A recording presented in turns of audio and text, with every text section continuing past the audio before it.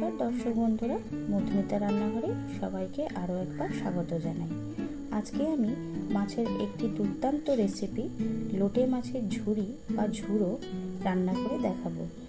এই মাছ অনেকে খেতে পছন্দ করেন না, কাঁটার মুখে লাগার ভয়, কিন্তু আমি যে পদ্ধতিতে করে দেখাবো সেই পদ্ধতিতে একবার ট্রাই করে দেখতে পারেন। তাহলে দেখে নেওয়া যাক আজকের রেসিপি। আমি এখানে লোটে মাছগুলো প্রথমে মাঝখান থেকে কেটে নিয়ে কাঁটাগুলোকে একটা একটা করে বাদ দিয়ে দেব।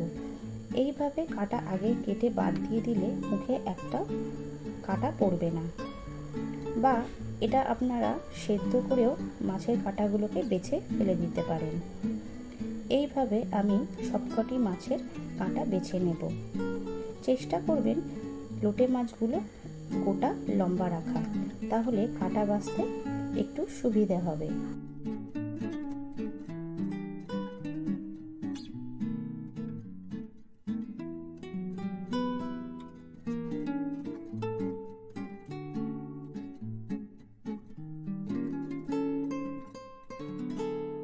এভাবে করে সবকটি মাছের কাঁটা ভালো করে কেটে আমি বাদ দিয়ে দিয়েছি।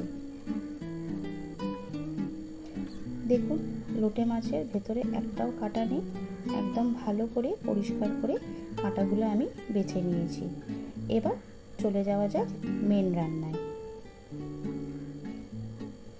এখানে কড়াইতে আমি একটু বেশি পরিমাণে তেল নিয়েছি, 2 টেবিল স্পুন মতো। তেলটা ভালো করে গরম হলে টুকরো করে কেটে রাখা আলুগুলো এর মধ্যে নুন হলুদ মাখিয়ে ভেজে নেব। 5 মিনিট মতো ভালো করে লাল করে ভেজে নেব। 5 মিনিট মতো ভাজা হয়ে গেছে। এরপর আলুগুলোকে আমি একটি অন্য পাত্রে তুলে নেব।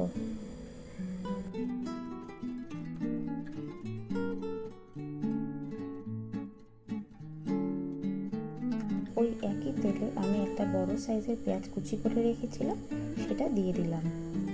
পেঁয়াজ কুচি দিয়ে ভালো করে লাল করে পেঁয়াজটাকে ভাজতে হবে। 5 থেকে 7 মিনিট মতো আমি পেঁয়াজটাকে ফ্রাই করে নিয়েছি। এরপর এর মধ্যে আমি টুকরো করে কেটে রাখা একটা বড় সাইজের টমেটো কুচি দিয়ে দিলাম। টমেটো কুচি দিয়ে ভালো করে 5 থেকে 7 মিনিট মতো এটাকে নেড়ে নেব। সামান্য পরিমাণ আমি নুন দিলাম, যাতে টমেটোটা ভালো করে গলে যায়। ভালো করে পেঁয়াজ আর টমেটোটাকে আমি ফ্রাই করে নেব।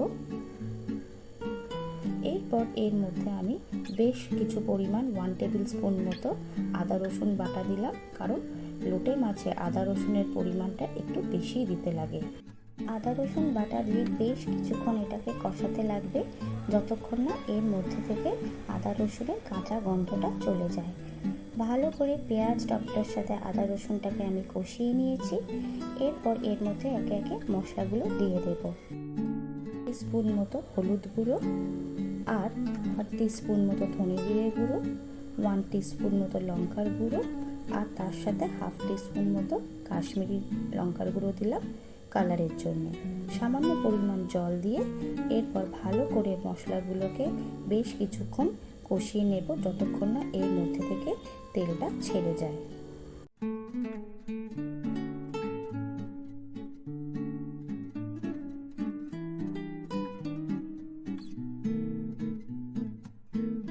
এই 7-8 মিনিট ধরে আমি মশলাটাকে কষিয়ে নিয়েছি। এরপর এর মধ্যে আমি ভেজে রাখা আলুগুলো দিয়ে দেব। আলুগুলো দিয়ে আরও কিছুক্ষণ আমি এটাকে কষিয়ে নেব। আলু দিয়ে কষিয়ে নিলে আলুগুলো তাড়াতাড়ি সেদ্ধ হয়ে যাবে, আর আলুর মধ্যে মশলাগুলো ঢুকে গিয়ে আলুর টেস্টটাও ভালো লাগবে। 5 মিনিট মতো আমি কষিয়ে নিলাম। এরপর এর মধ্যে আমি কাঁচা লোটে মাছটা দিয়ে দেব। লোটে মাছ দিয়ে আমি আরও কিছুক্ষণ এটাকে কষাবো, যতক্ষণ না আলুটা সেদ্ধ হয়ে আসে।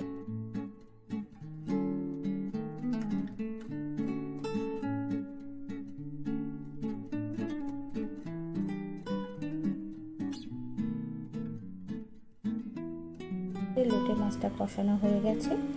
এরপর আমি এটাকে 5 মিনিটের জন্য ঢাকা দিয়ে দেব। 5 মিনিট হয়ে গেছে।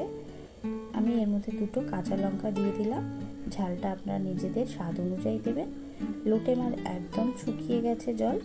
দেখুন কত সুন্দর কালারও একটা চলে এসছে লোটে মাছের। এইভাবে লোটে মাছ আপনারা বাড়িতে নিশ্চয়ই বানিয়ে ট্রাই করবেন, খেতে দুর্দান্ত স্বাদের হয়। এরপর আমি এটাকে কিছুক্ষণের জন্য ঢেকে দিলাম। আমাদের আজকে লোটে মাছের রেসিপি একদম রেডি হয়ে গেছে। আজকে লোটে মাছের রেসিপিটি কেমন লাগলো নিশ্চয়ই কমেন্ট করে জানাবেন। আর যদি ভালো লেগে থাকে তাহলে ছোট্ট করে একটা লাইক দিয়ে দেবেন। আমি এই লোটে মাছটাকে একটা সার্ভিং বোলের মধ্যে সার্ভ করে দেব। আমার নিত্য নতুন রেসিপির আপডেট পাওয়ার জন্য মধুমিতা রান্নাঘরকে সাবস্ক্রাইব করার অনুরোধ রইল। ভালো থাকবেন, সুস্থ থাকবেন।